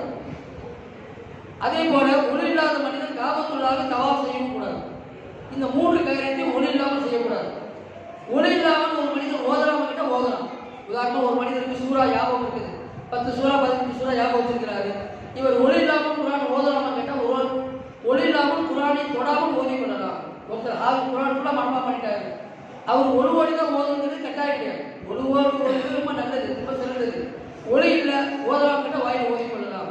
ஆனா குரானை தொடுவதற்கு இருக்கிறது கட்டாயமான முறையில் ஒழு அவசியம். குளிப்பு கடமையாக கூடிய மனிதர் குரானை தொடரக்கூடாது, குரானை ஓதக்கூடாது. ஆனா ஒளி இல்லாத மனிதர் குரானை தொடக்கூடாது, குரானை ஓதிக்கொள்ளலாம். அதே போல குளிப்பு கடமையான மனிதர் பள்ளிவாசலுக்குள் வரக்கூடாது. ஆனால் ஒளி இல்லாத மனிதர் பள்ளிவாசலுக்குள் வரலாமாங்கன்னா ஒளி இல்லாமல் பள்ளிவாசலுக்கு வரலாம், தவறு கிடையாது. தொழவும் கூடாது, பள்ளிவாசலுக்கு வருவது தவறு கிடையாது. ஆனா குளிப்பு கடமையான நிலையில் ஒரு மனிதர் என்ன செய்யக்கூடாது, பள்ளிவாசலுக்கு வரக்கூடாது. இந்த விஷயத்தை நம்ம ஞாபகம் வச்சுக்கணும். இப்போ உதாரணமா ஒரு இடத்துக்கு நம்ம போறோம், பிரயாணத்துக்கு போறோம். இப்போ அங்கே தண்ணி கிடைக்கல, குளிப்பு கடமை ஆயிடுச்சு. நமக்கு குளிப்பு கடமையை எதாவது கழுவணும், குளிப்பு கடமைன்னு சொன்னா எதாவது கழுவணும் நமக்கு தம்பி சொல்லுங்க. உச்சி ஃபுல்லா கழுவணும். ஒழு செய்யறதுல எதாவது கழுவணும் அப்படின்னு சொன்னா முகம், கை, தலை செய்யறது கால், 4 பகுதி தான். இப்போ முதுகுல கழுவணும் கேட்டால் ஒழுங்குல கட்டாயம் கிடையாது. இப்போ நம்ம போறோம், ஒரு இடத்துக்கு போறோம், பிரயாணத்துக்கு போறோம், தண்ணி கிடைக்கல, குளிப்பு கடமை ஏற்பட்டுச்சு. அல்லது ஒழு செய்யணும், தொழில் மணி நேரம் வந்துருச்சு, ஒழு செய்யறதுக்கு தண்ணி இல்லை. அல்லது தண்ணி இருக்குது ஆனா நமக்கு நோய் ஏற்படுத்திருக்கணும். டாக்டர் சொல்றாரு தண்ணியில நீங்க கை வைக்கக்கூடாது, சுடுதண்ணி நீங்க பயன்படுத்தக்கூடாது, உடம்புல அடிப்பட்டு இருக்குது, உடம்புல ஃபுல்லா காயமா இருக்குது, இப்ப நீங்க குளிக்கவும் கூடாது, ஒழு செய்யவும் கூடாது அப்படின்னு மருத்துவர் சொல்றாரு. அப்படி செஞ்சீங்கன்னா உங்களுக்கு வியாதி அதிகமாயிடும், நோய் கொஞ்சம் அதிகமாயிடும் அப்படின்னு சொல்றாரு. அப்ப வியாதி ஏற்பட்டிருக்கக்கூடிய நிலையில், நோய் ஏற்பட்டிருக்கக்கூடிய நிலையில் தண்ணீரை பயன்படுத்த முடியாது. அல்லது வெளியூருக்கு போறோம், அல்லது தண்ணி இல்லாத ஒரு இடத்துல மாட்டிக்கிட்டோம். நம்ம ஒரு இடத்துல இருக்கிறோம், நம்ம சுத்தி பார்க்கணும், தேடி பார்க்கணும். ஒரு 1 கிலோமீட்டர் அளவுக்காக நம்ம சுத்தி பார்க்கணும், தண்ணி இருக்கிறது தேடி பார்க்கணும். தேடி பார்த்து தண்ணி பெற்றுக்கொள்ள முடியல.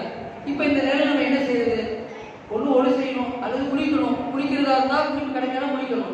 இப்ப தண்ணி இல்லாத இடத்துல என்ன செய்யுதுன்னு கேட்டா, நமக்கு மார்க்கம் அதுக்கு இன்னொரு மாற்று வழி ஏற்பாடு செஞ்சிருக்கு. அது என்ன ஏற்பாடு சொன்னா தயமம் என்று சொல்லக்கூடிய ஏற்பாடு. தயமம் என்ற அந்த முறையை நம்ம செஞ்சிட்டோம் சொன்னா குளிப்பு கடமை நீங்கிவிடும், ஒழுவு நீங்கிவிடும். இப்ப குளிக்கும் பொழுது உடல் முழுவதும் தண்ணி ஊற்றணும், ஒழுவுல 4 பகுதி மட்டும் கழுவினா போதும். ஆனா தயமத்துல குளிப்பு கடமையான நிலையிலும் சரி, ஒழுவு கடமையான நிலையிலும் சரி, தயமத்துக்கு 2மே ஒரே சட்டம் தான். என்ன செய்யுங்கன்னா, கரையில நல்ல சுத்தமான மண் அல்லது சுத்தமான கல் இருக்குது, மண்ணு, மணல், கல், இந்த மாதிரி உள்ள பொருட்கள்ல சுத்தமானதா இருந்துச்சுன்னா அது ரொம்ப ஒரு அடி அடிக்கணும். தரையில ஒரு அடி அடிச்சிருந்து அந்த கல் பகுதியா இருக்கணும், அது அடிச்சு முகத்தை ஃபுல்லா தடவி இருக்கணும். முகத்துல தடவி, எப்படி நம்ம ஒழு செய்யும் போது முகத்தை கழுவுறோமோ அது மாதிரி அந்த கையை முகத்தை தடவணும். 2வது ஒரு அடி அடிச்சு கையை எப்படி தடவிக்கணும். இந்த கையை இடது கையை வச்சு வலது கையை தடவுறது, வலது கையை வச்சு இடது கையை தடவுறது. தடவி முடிச்சுட்டோம் சொன்னா அவ்வளவுதான் தயமம். தயமத்துல 2 இருக்குதான். தலைக்கு மசாஜ் செய்யக்கூடாது, காலை கழுவக்கூடாது, குளிப்பு கடமையாச்சு அப்படிங்கிறதுக்கானே நம்ம என்ன சொல்ற உடம்பு ஃபுல்லா மண் எடுத்து பூசிக்கொள்ளவும் கூடாது. நபிசுல்லாசம் காலத்துல அப்படிதான் ஒரு சஹாபி என்ன செஞ்சாங்கன்னா, குளிப்பு கடமையாச்சு, அவர் வெளியூருக்கு போயிருக்கிறது குளிப்பு கடமையாச்சு. இப்ப அவர் என்ன யோசிச்சாருன்னா, குளிப்பு கடமையான என்ன செய்வோம், உடம்பு ஃபுல்லா தண்ணி ஊற்றணும் நம்ம. இப்ப அதுக்கு தண்ணி கிடைக்கல. இப்ப நம்ம என்ன செய்யறதுக்கு மாற்று ஏற்பாடாக மண்ணில் நம்ம தயவு செய்யணும். மண்ணில் குளிக்கிறது எப்படி செய்து மண்ணில் தடவ முடியாது இருக்காங்க, உடம்பு ஃபுல்லா மண்ணு படுக்கிறதுக்காண்டி மண்ணில் போட்டு உருண்டு எழுதிட்டாரு. உருண்டு எழுதிச்சு என்ன செஞ்சாரு, தன்னை சுத்தப்படுத்தின்னு நினைச்சுட்டு ரசூலோட சொன்னாங்க. அப்ப நபிசுல்லா சொன்னாங்க, நீங்க அப்படி செய்யாதீங்க. உங்களுக்கு குளிப்பு கடமையானாலும் எப்படி ஒரு கடமையாக இருந்தாலும் சரி, நீங்க எப்படி தயவு செய்வீங்களோ அது போலவே குளிப்பு கடமையாக இருக்கும் பொழுது நீங்கள் அந்த மாதிரி தைமம் செஞ்சால் போதும் அப்படின்னாங்க. அப்போ தைமம்ங்கிறது ரொம்ப ரொம்ப இலகுவானது. 2 தடவை நம்ம வந்து சேர்ந்து கல்லில் அல்லது மண்ணில் சுத்தமான கல்லாக இருக்கணும். அசுத்தமான மண்ணில் போய் நம்ம இது பண்ணக்கூடாது. ஏன்னா நம்ம தைமம் செய்யறதே நம்மளுடைய உடம்பை சுத்தப்படுத்துறதுக்காண்டி தான். அதனால அசுத்தமான மண்ணை வச்சு நம்ம அசுத்தமான கல்லில் தடவி நம்ம சுத்தப்படுத்தக்கூடாது. சுத்தமான கல்லில் தான் நம்ம சேர்ந்து சுத்தப்படுத்தணும். அப்போ சுத்தமான வந்து சேர்ந்து கல்லில் வந்து சேர்ந்து 2 தடவை அடிக்கணும். முதல் தடவை அடித்து முகத்தை கடவுறது, 2வது தடவை அடித்து கையை தடவுறது. அவ்வளோதான். கால கடவுளையும் கிடையாது. இது வந்து தைமம். இப்படி தைமம் செஞ்சுட்டோம்னு சொன்னால் குளிப்பு கடமை நிறைவேறிடும். அதே மாதிரி சேர்ந்து ஒழு கடமை நிறைவேறிவிடும். இந்த 2 பேரும் நம்ம வாழ்க்கை ஏற்பாடு செஞ்சு கொடுத்துருக்கோம். அதே போல இன்னொரு விஷயத்தை நம்ம கவனிக்கணும். ஒழு செஞ்சுட்டு இருக்கும் பொழுது ஒழு செய்யணுமா இல்லையா? அந்த ஒழுவுல தைமத்தில் வந்து இந்த 2 விஷயம் செஞ்சாலே தைமம் நமக்கு வந்து நிறைவேறிடுது. ஒழுவுல வந்து 4 பரலான விஷயத்தை நம்ம வந்து செஞ்சாகணும். ஒழுவுல வந்து 4 பரலான விஷயம் செஞ்சாகணும். குளிப்புல வந்து 3 பரலான விஷயம் செஞ்சாகணும். இப்போ ஒரு மனிதர் வந்து எழுதினார் வந்து இந்த இதுல ஏதாவது ஒரு காரியத்தை செய்யாமல் அவர் வந்து எழுதி தொழுக முடியாது. குளிப்பை கடமையான மனிதர் குளிக்கணும், ஒழு கடமையான மனிதர் ஒழு செய்யணும். அப்படி தண்ணி கிடைக்காத சமயத்தில் வந்து என்ன செஞ்சிருக்கோம்? அவர் வந்து தண்ணீர் இல்லாத சமயத்தில் வந்து அவர் வந்து சுத்தமான மண் அல்லது சுத்தமான கல்லில் வச்சு தடவி தைமம் செஞ்சு கொள்ளணும். இப்போ ஒழு செய்யும் பொழுது குளிக்கும் பொழுது விஷயத்தை கவனிச்சுக்கணும். எல்லா தண்ணீரையும் ஒழு செஞ்சிட முடியாது. அதே மாதிரி எல்லா தண்ணீரை வச்சு குளிச்சிட முடியாது. சுத்தமான தண்ணீரை கொண்டு தான் நம்ம குளிக்கணும். அசுத்தமான தண்ணீர் அதை வச்சு நம்ம குளிச்சோம்னு சொன்னால் குளிப்பு கடமை நிறைவேறாது. அதே மாதிரி அசுத்தமான தண்ணீரில் ஒழு செஞ்சோம்னு சொன்னால் ஒழு நிறைவேறாது. நம்ம ஏன்னா நம்ம சுத்தப்படுத்துறதுக்காண்டி தான் நம்ம வந்து ஒழு செய்ய பிடிக்கும். அதனால அதையும் நம்ம கவனத்தில் வச்சுக்கணும். தண்ணீர் சுத்தமாக இருக்குதா அசுத்தமாக இருக்குதா பார்க்கணும். ஏதேனும் ஒரு அசுத்தமான ஒரு பொருள் தண்ணீரில் இருந்துருச்சு, உதாரணமாக ரத்தம் தண்ணீரில் பட்டுருச்சு, எந்தெந்த பொருட்கள் மார்க்கத்தில் அசுத்தம் என்று சொல்லப்படுகிறதோ அந்தந்த பொருட்கள் தண்ணீரில் பட்டுச்சு சொன்னால் அதில் தண்ணீர் அசுத்தமாயிடும். உதாரணமாக மதுபானம் இருக்கிற சாராயம் என்பது நஜீஸ், அது அசுத்தம் என்று மார்க்கம் சொல்லிக்காட்டுது. அது நம்முடைய உடம்புலையோ அல்லது நம்முடைய துணியிலையோ அல்லது நம்ம ஒழு செய்யக்கூடிய தண்ணீர்லையோ ஒரு செட்டு விழுந்தாலும் கூட தண்ணீர் அசுத்தமாகிடும். அதே போல ரத்தம், நம்முடைய உடம்பிலிருந்து வெளியாகக்கூடிய ரத்தம், சலம். ஒரு கேள்வி, ஆல்கஹால் ஸ்ப்ரே அடிச்சுட்டு அப்படிலாம் தொழுவக்கூடாதா? இல்லை, அந்த இது வந்து போதை மது வந்து எப்படி பண்ணாலும் ஹராம்ன்றீங்க. அப்போ அந்த ஆல்கஹால் இருக்கக்கூடிய ஸ்ப்ரே அடிச்சுட்டு நம்ம தொழுதோம்னாக்கா அது ஹராம்? இல்லை, ஆல்கஹாலில் வந்து 2 வகையாக இருக்குது. ஆல்கஹால், எத்தின் ஆல்கஹால், இன்னொரு ஆல்கஹால், 2 வகை சொல்கிறாங்க. அது ஒரு இதுதான் நஜீஸ் அசுத்தமானது அப்படிங்கிறாங்க. ஆல்கஹால் ஸ்ப்ரே அடிச்சுட்டு தொழுகலாம்? தொழுகலாம்.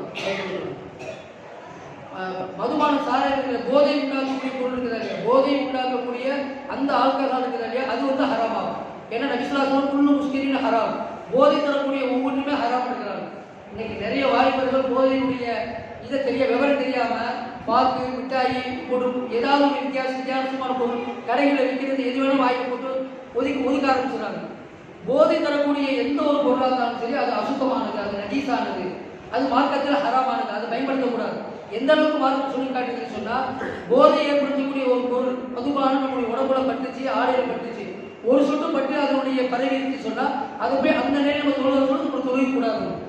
அதே மாதிரி நம்ம ஒழு செய்யக்கூடிய பாத்திரத்தில் அது இருந்துருச்சு, நம்ம ஒழு செய்யறதுக்காண்டி ஒரு வாழை தண்ணி பிடிச்சி வச்சிருக்கிறோம், அல்லது குடிக்கிறதுக்காண்டி குளிப்பு கடமை நிறைவேற்றதுக்காண்டி ஒரு வாழையில் தண்ணி பிடிச்சி வச்சிருக்கிறோம். அந்த வாழையில சிறுநீரோ அல்லது ரத்தமோ அல்லது சீலோ, அதே மாதிரி வந்து மதுபானம் சாராயமோ அல்லது செத்து போன பிராணியினுடைய கறி, ஐயத்தினுடைய லஹ்முல் மையத், செத்து போன விலங்குகளுடைய செத்து போன பிராணியினுடைய கறித்துண்டு அதில் விழுந்துருச்சு சொன்னா இது பூரா நஜீஸான ஒரு பொருள் சுத்தமான தண்ணீரில் விழுந்துச்சு சொன்னால் அந்த தண்ணீரும் அசுத்தமாகிடும். எனவே அந்த தண்ணீர் நம்ம பயன்படுத்தி ஒழு செய்யக்கூடாது, தொழவும் கூடாது. அதனால யாபத்தை கவனத்தில் வச்சுக்கொள்ளணும். இப்போ சுத்தமான மண்ணில் தான் தைமம் செய்யணும், அதுபோல தான் சுத்தமான தண்ணீரில் தான் குளிப்பு கடமை நிறைவேற்ற வேண்டும், சுத்தமான தண்ணீரில் தான் ஒழு கடமை நிறைவேற்றணும். இல்லைன்னு சொன்னால் ஒழு கடமை நிறைவேறாது, குளிப்பு கடமை நிறைவேறாது. இந்த காரியத்தை செய்தால்தான் ஒரு மனிதனுடைய உடம்பு சுத்தமாக ஆகும். இப்போ நான் ஆரம்பத்தில் முதல் விஷயத்துக்கு வரேன். தொழுகை கடமையாவதற்கு, தொழுகை நிறைவேற்றுவதற்கு முன்பதாக வெளிப்பருகள் 7 பருகள் இருக்குது. அது முதல் பருவு தான் உடல் சுத்தம், அதை பற்றி தான் இவர்கள் பேசிட்டு இருந்தோம். 2வது இருக்கிறது உடை சுத்தமாக இருக்க வேண்டும். நம்ம எந்த உடை உடுத்தி நம்ம தொழுக போகிறோமோ அந்த உடை சுத்தமான உடையாக இருக்க வேண்டும். அசுத்தம் அதில் வந்து அசுத்தப்பட்டு கூடாது.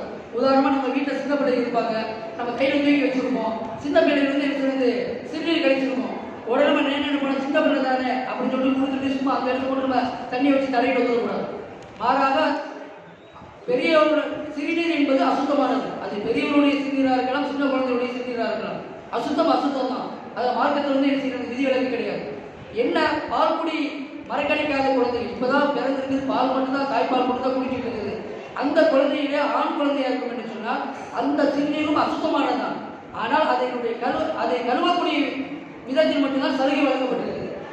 மற்ற நம்முடைய உடம்புல சிறுநீர் பட்டுவிடும் என்று சொன்னால், அசுத்தம் நம்முடைய உடம்பில பட்டுவிடும், ஆடையில பட்டுவிடும் என்று சொன்னால் 3 தடவை நம்ம வந்து தண்ணீரில் அலசி புரிஞ்சு கழுவணும். ஒரு தடவை தண்ணீரை முக்கி புளியணும், 2வது தடவை தண்ணீரை முக்கி புளியணும், 3வது தடவை தண்ணீரை முக்கி புளிந்தாதான் நம்முடைய அசுத்தம் நிறைவேறும். அந்த அசுத்தம் நீங்கி சுத்தமாக ஆகும். ஆனால் சின்ன குழந்தையா இருக்கிறாங்க, பால் குடிப்பு மறக்கலன்னு சொன்னா அந்த குழந்தையுடைய சிறுநீரை பட்டு சொன்னா நம்முடைய 3 தடவை கழுவணும் கிடையாது. எந்த பகுதியில் தண்ணி பட்டுக்கோ அதை மட்டும் நம்ம தண்ணியை ஊற்றி புரிஞ்சா போதுமானது. கழுவக்கூடிய விதத்தில் மட்டும்தான் சலுகை வழங்கப்பட்டிருக்கிறது தவிர அது அசுத்தம் இல்லை என்று கிடையாது, அது சுத்தமானது என்று கிடையாது. மாறாக அசுத்தம் அசுத்தம் தான்.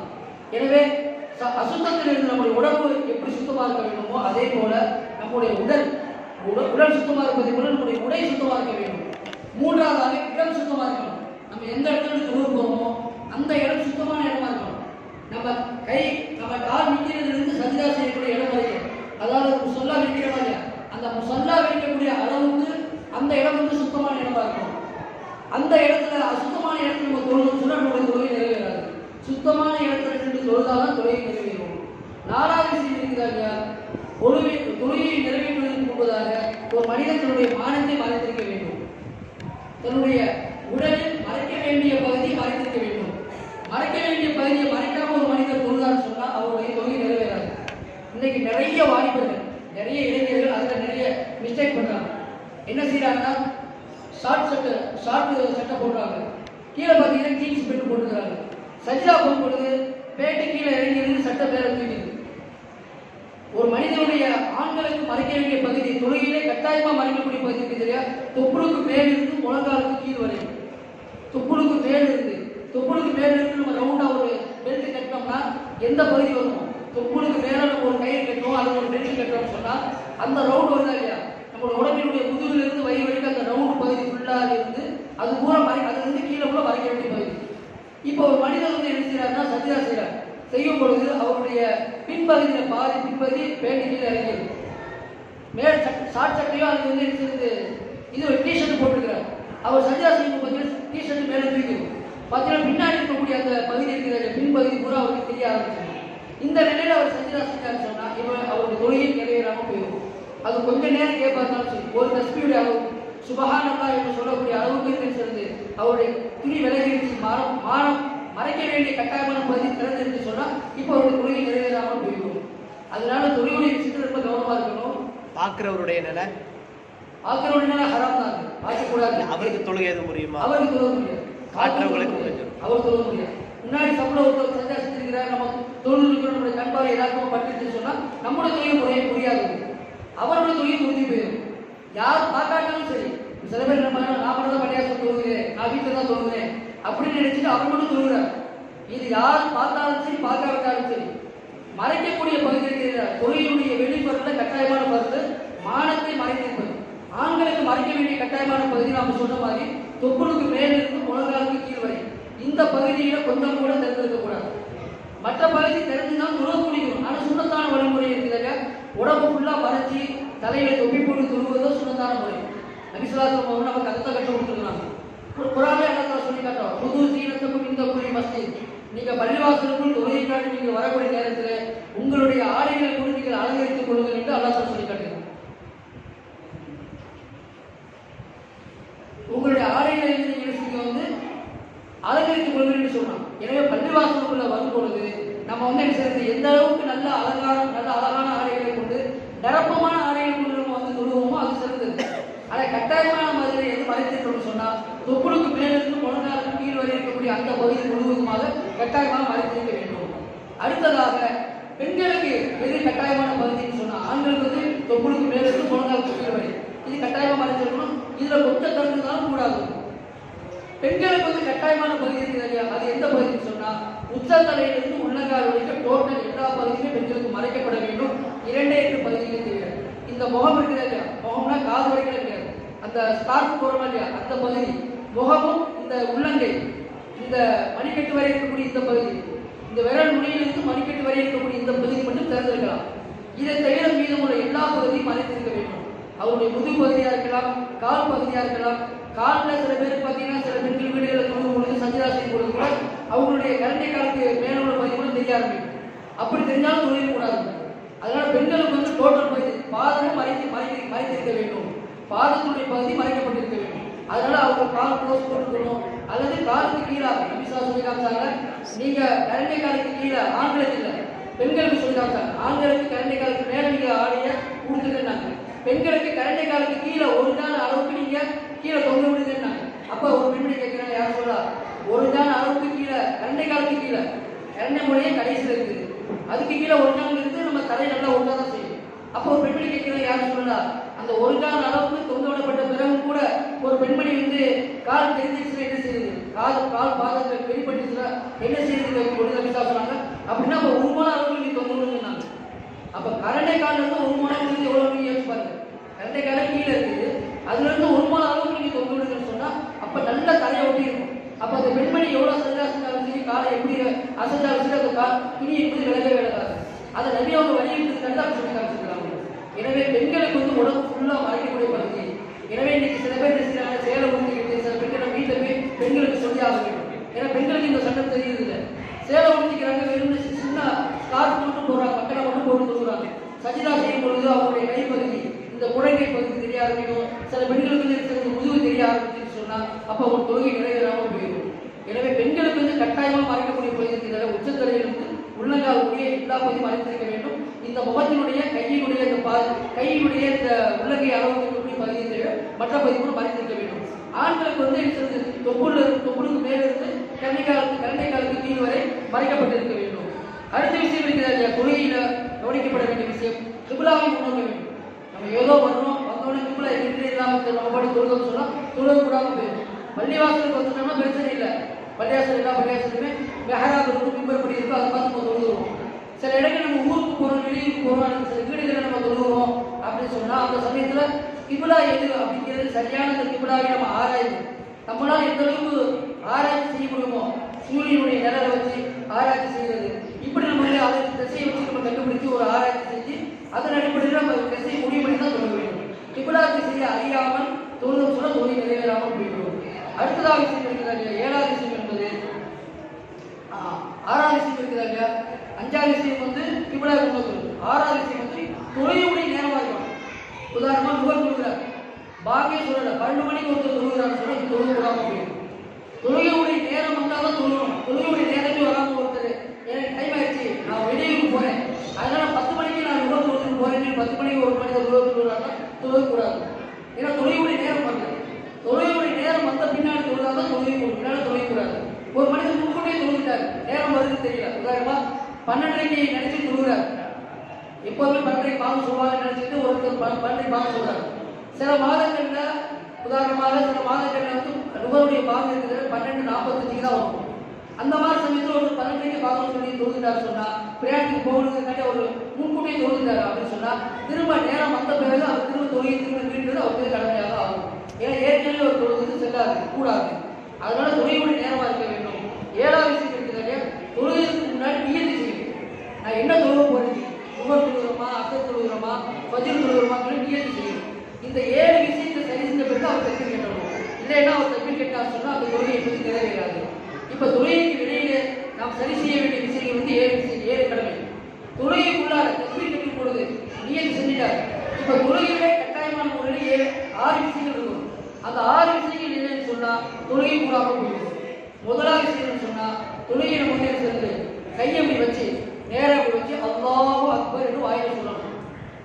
வாயில சொல்லாம அவர் வெறும் கையை மட்டும் கட்டிட்டாரு, வாயில அல்லாஹ் சொல்றேன்னு சொன்னா தொழுக கூடாது. மற்ற தக்பீர் இருக்கிறாரு, சமயத்தில் இருக்கும்போது அல்லாஹ் அக்பர் சொல்லுவோம், ருக்குவுக்கு போறப்ப அல்லாஹ் அக்பர் சொல்லுவோம். அந்த அல்லாஹ் அக்பர் சொன்னா கூட தொழுகை முடிக்கும், அது கூட சுண்ணத்து தான்.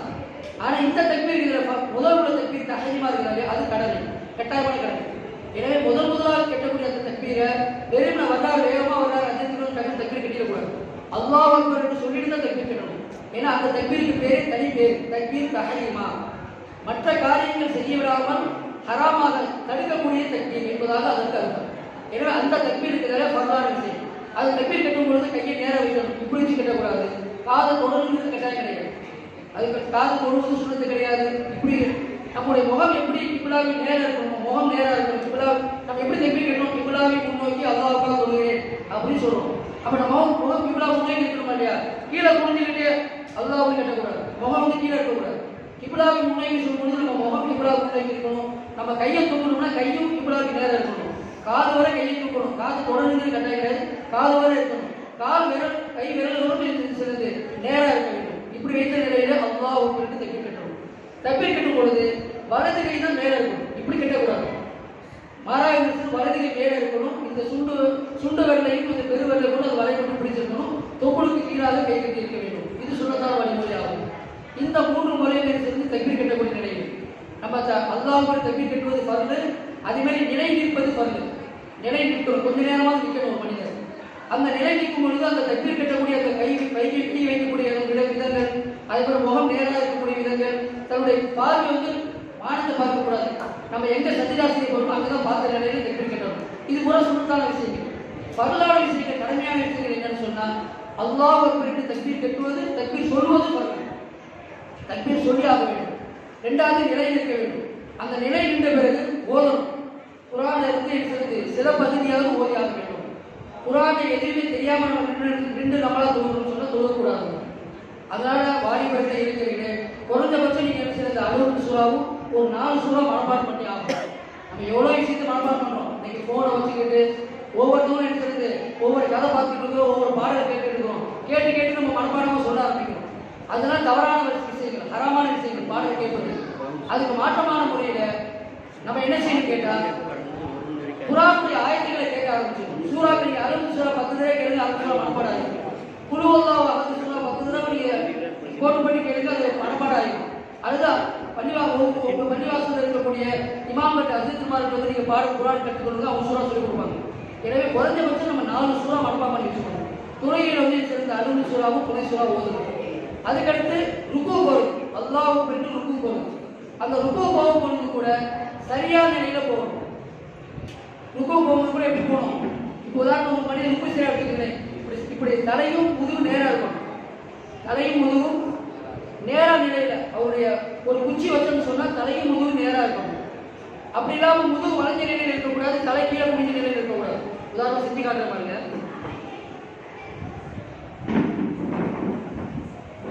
அல்லாஹ் அக்பர் தக்பீர் கட்டிட்டோமா, இப்படி தக்பீர் கட்டணும். அல்லாஹ் ருக்கு போறப்ப இப்படி இந்த நிலையில இருக்கணும் சமமா. தன்னுடைய கை வளையக்கூடாது, கால் பாதங்கள் வளையக்கூடாது. அது மாதிரி கை வந்து உடம்பு ஒட்டி இருக்கக்கூடாது. கையை அசைச்சு விரிச்சு வச்சிருக்கணும். கை வந்து நீளமா இருக்கணும். கால் முட்டுக்காலும் வளையக்கூடாது. முதுகும் அதுவும் நேரா இருக்கணும். நபி ஸல்லல்லாஹு அலைஹி வஸல்லம் சொன்னாங்க, ஹத்தா தத்மையின்ன ருக்கு, உங்களுடைய ருக்குவை நீங்கள் நல்ல நிலையில நிம்மதியான நிலையில செய்கிற வரைக்காது. உடல் உறுப்புகள் அமைதி பெறக்கூடிய விதத்தில் நீங்க செய்யுங்க. அதுதான் ஆரம்பத்தில் சொல்லி காமிச்சேன்.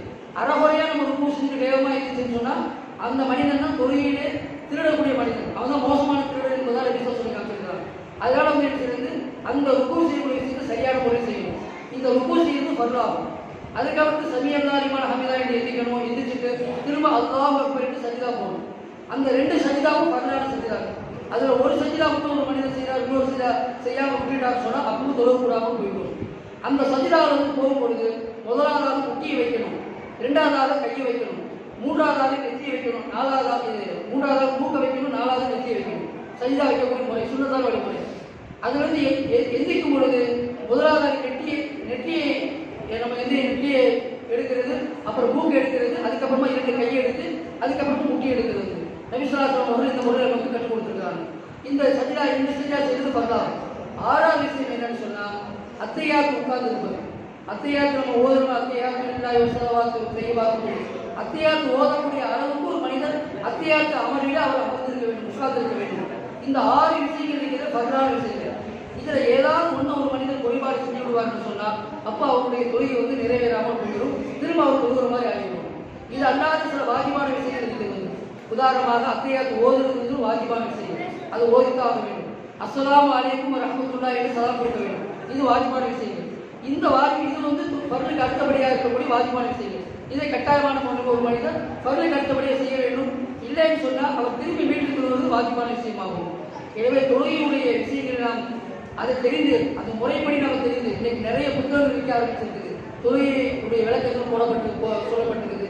அதே மாதிரி நீங்க வைத்திருக்கக்கூடிய செல்போன்லேயே நீங்க நிறைய பார்த்தீங்கன்னு சொன்னா தொழுகையினுடைய தவறான விஷயங்கள் நம்ம வந்து செல்போன்ல பார்க்காம அதை குறித்து அதன் மூலமாக நம்ம மார்க்கத்தை எந்த வழியில கற்றுக்கொள்ள முடியுமோ அந்த வழியில கற்றுக்கொள்வதற்கு இலகுவான வழிகளை அல்லா சொன்னா நமக்கு ஏற்படுத்தி கொடுத்துருக்கலாம். அந்த மாதிரி நம்ம வந்து சொல்லுது தொழுகையுடைய முறையை நம்ம வந்து தெரிந்து கொள்ள வேண்டும். இந்த தொழுகைக்கு முன்பதாக நான் ஆரம்பத்தில் சொல்லி காமிக்கிறது கூட சுத்தம் அத்தகூறு சத்துரியமான என்று நபி சொல்லி காட்டாங்க.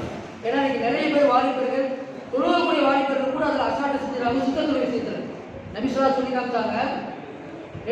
நபிசுல்லா ஒரு இடத்துக்கு போயிட்டு இருந்தாங்க. 2 மன்னரை கபூர்ல வந்து வேதனை ஏற்பட்டு கொண்டு இருந்துச்சு. அப்ப நபிசுல்லா சொல்லி காட்டாங்க இந்த 2 கபூர்லையும் அந்த வேதனை செய்யறதுனால நபி அவங்களுடைய ஒட்டகம் அவங்க செய்யக்கூடிய வாகனம் இருக்குது இல்லையா அது மெல்ல ஆரம்பிச்சு. எதற்காக வேண்டி இந்த ஒட்டகம் மெல்லதுன்னு சொன்னா பக்கத்தில் இருக்கக்கூடிய கபூர்ல வேதனை செய்யப்படுது.